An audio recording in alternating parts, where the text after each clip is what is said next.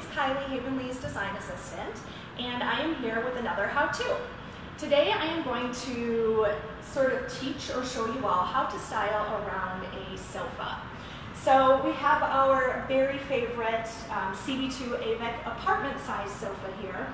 And it's a little bit of a smaller sofa, so there's a couple of nuances that you'll see as I go about sort of styling around this.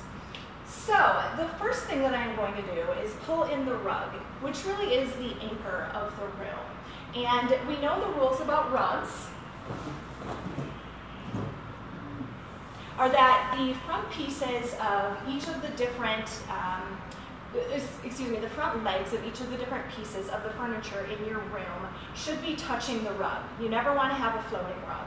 So we have this great zebra hide here. And the cool thing about zebra hides, or hides in general, are that they kind of have a little bit of a funky shape. So you can be a little bit less precise with how and where you put them. And also, just for your reference, what we're going for here is sort of a glam kind of boho look. So you'll see it all come together. So, back to the rug. I'm going to place it here. You can do these hides sort of, straight on, or you can even put a little bit of an angle to them to give them a little bit of an asymmetrical shape. So I'm going to do that a little bit here. Again, we want to make sure that we're putting the rug under the sofa so that it's not floating. Okay, so that looks like a good spot for the rug. Next, what I'm going to do is the art. So the rules of art are that you want to have a piece that's large enough, at least about half the size of the sofa that you're working with. One of the things that we see a lot is that art is hung too high and it's too small for the space. So let me grab our art. I've already measured out where I want it to be. So you'll see it's about half the size of the sofa, so I think this is a good size.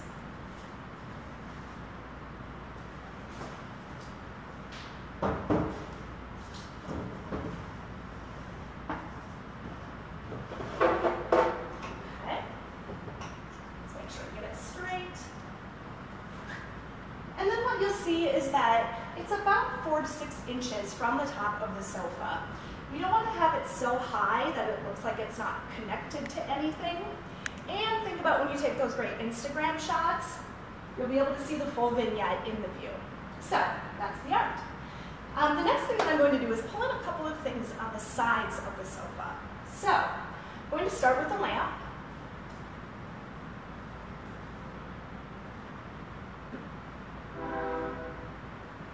Okay, adds a little height and dimension to the space. And then I want to balance it out on the other side, so I'm going to grab a fig tree.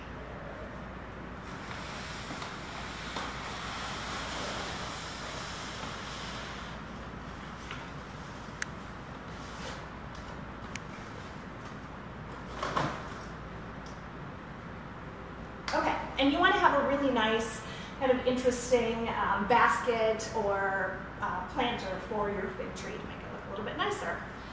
So as you can see, we've got a little bit of balance going on here. Nothing looks too overwhelming. So the next thing that I'm going to do is pull in a couple of chairs. A couple of rules about those. One, you want to make sure that you are maximizing the flow of your space. So consider how people are coming in and out of the room.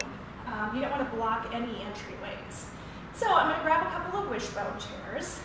There's a couple of different ways we can put them in this space. But what I'm going to do is put one on each side.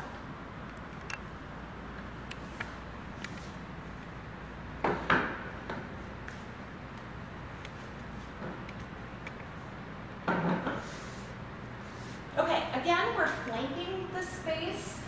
We're creating sort of a conversation area, but you can still get in and out of the space really easily. Now for the finishing touches, the pillows and accessories for your sofa. Because this is a smaller sofa, I don't want to overwhelm it with too many pillows. I think it's personal preference, but what I'm going to do is just use a couple of pillows in the space.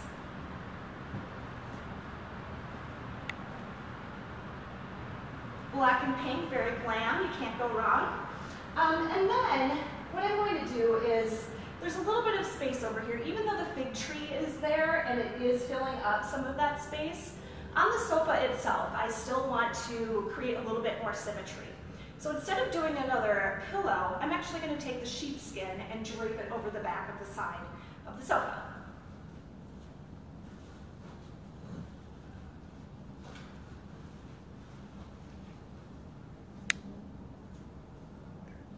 Okay, and ta-da! You've got a styled sort of vignette and room. Hopefully you guys enjoyed this.